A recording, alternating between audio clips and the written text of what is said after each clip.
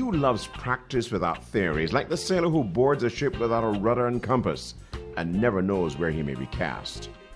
Leonardo da Vinci.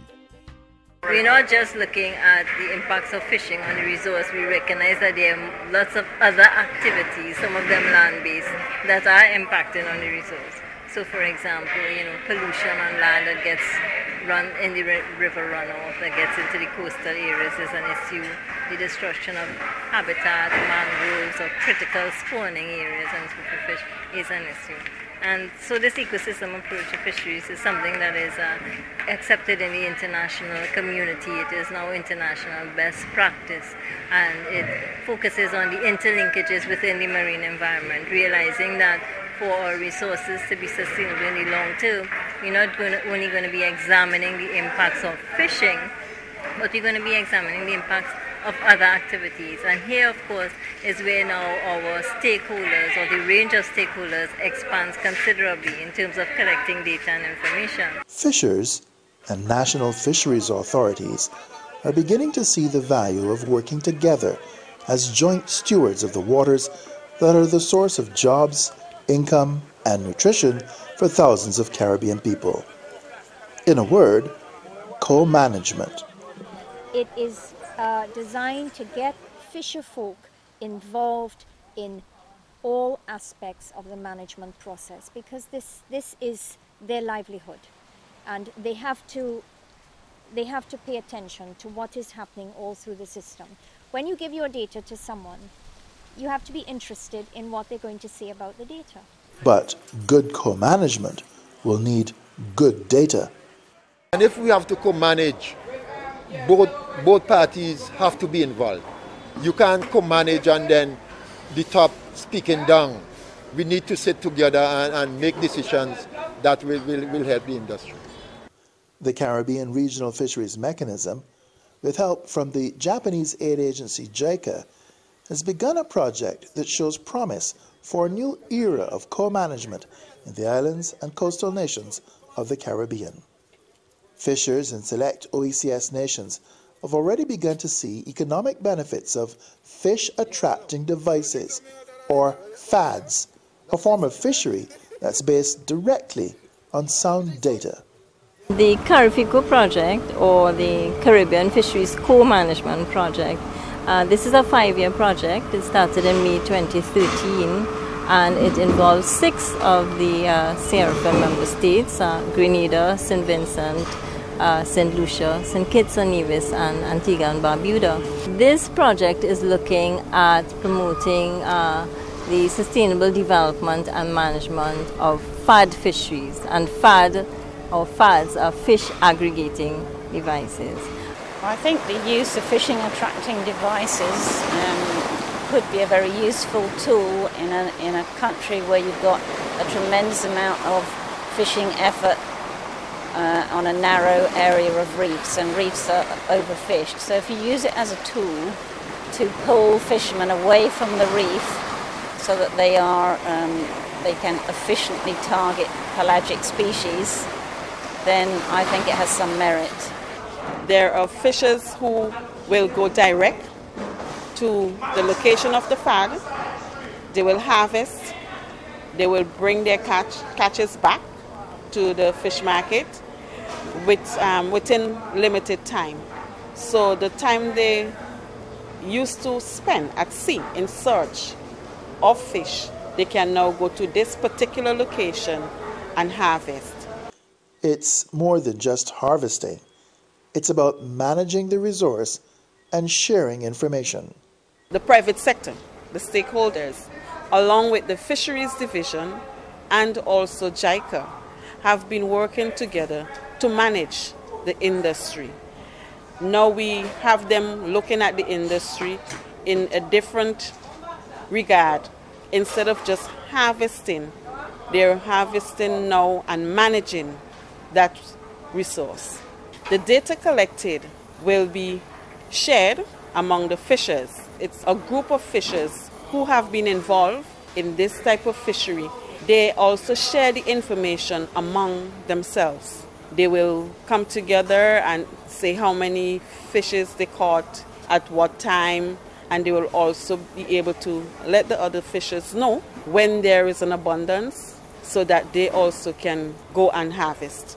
We have seen that fishers are now being able to spend a little freely. They have invested in purchasing of better gears. They have been speaking about purchasing bigger boats and the capacity to carry ice at sea.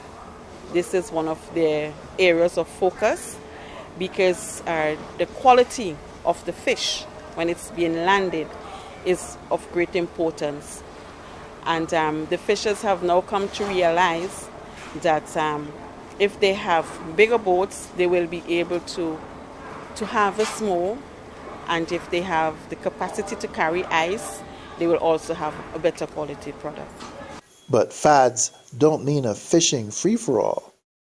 If you don't have a concentration of reef fishers that you're trying to pull into a different fishery, then it simply makes catching pelagic species easier, which is perhaps not a bad thing.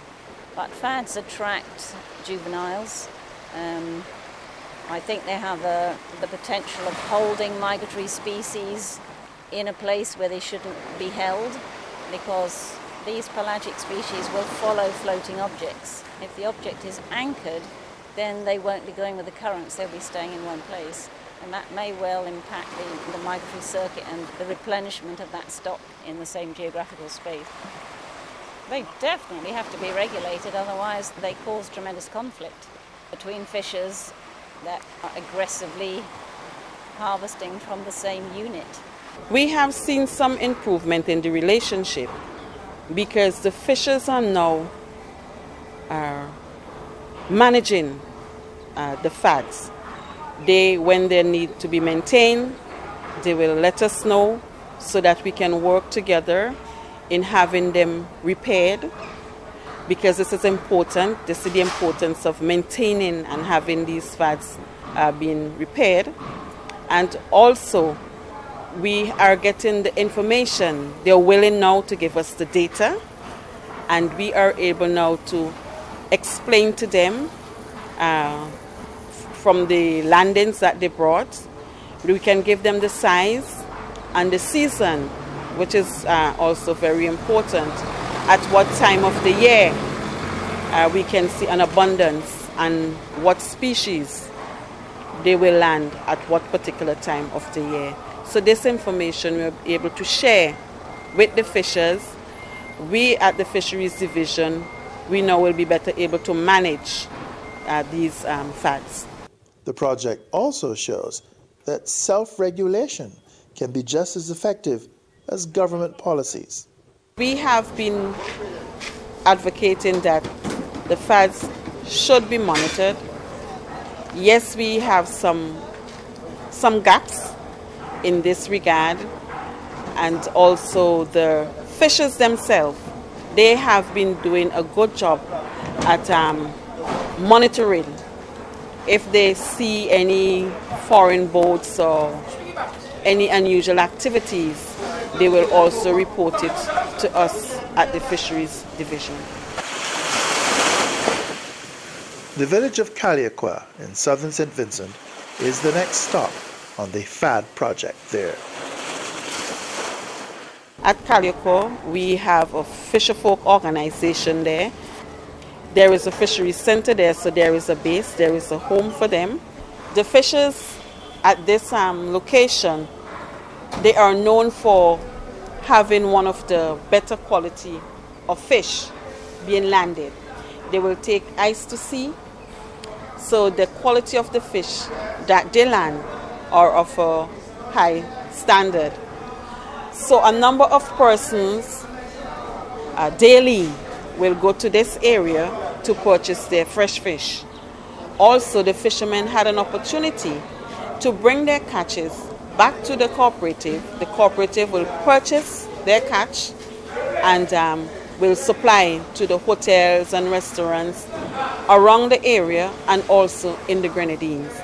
So the fishers were guaranteed a market when they return for their supply. With them devices is important. So if fishing is concerned now, when you think about these days, the activity at sea, safety, better technique in fishing, and more economical. So I think it's good. For Jennifer Cruikshank Howard, a highlight of the FAD project in St. Vincent and the Grenadines is the success story of co-management. The co-management aspect of it has been playing a very important role, and we are happy that the fishermen are able to recognize that we need to manage together. And if the other fisheries division or departments in the region have had some success stories already, and we can learn from their success stories, and also we can share with them our success stories, I think that will help tremendously in making this type of fishery a success. Fisheries management has a number of objectives. We talk about fisheries contributing to food and nutrition security, to poverty alleviation, employment and income. It has a contribution to foreign exchange earnings. We need to be able to demonstrate, quantify these various contributions. Why is it important?